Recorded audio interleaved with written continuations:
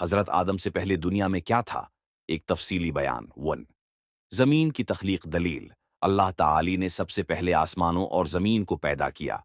بے شک تمہارا رب وہی ہے جس نے آسمانوں اور زمین کو 6 دن میں پیدا کیا، پھر عرش پر قائم ہوا۔ سورۃ الاعراف 44۔ زمین شروع میں بے رنگ، بے آب و گیاہ اور غیر آباد تھی۔ اللہ نے زمین میں پہاڑ، دریا، سمندر، نباتات اور جانور پیدا کیے تاکہ یہ سب کچھ بعد میں آنے والی مخلوق کے لیے سازگار ماحول بن سکے۔ 2۔ فرشتوں اور جنات کی تخلیق دلیل۔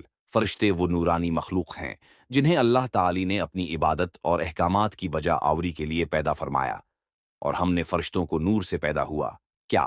مسلم شریف۔ جنات کو اللہ نے حضرت آدم سے پہلے پیدا کیا۔ دلیل۔ اور ہم نے جنات کو لو کی آگ کے شعلے سے پیدا کیا۔ سورۃ الحجر 27۔ 3۔ ابلیس، شیطان کی آزمائش۔ ابلیس، جو پہلے جنات میں ایک نیک عبادت گزار تھا، کو اللہ نے زمین پر موجود مخلوقات کے ساتھ آزمایا، لیکن جب اللہ نے حضرت آدم کو پیدا کر کے فرشتوں اور جنات کو سجدہ کرنے کا حکم دیا تو ابلیس نے تکبر کیا اور انکار کر دیا، جس کے بعد وہ شیطان کہلایا اور مردود قرار پایا۔ دلیل۔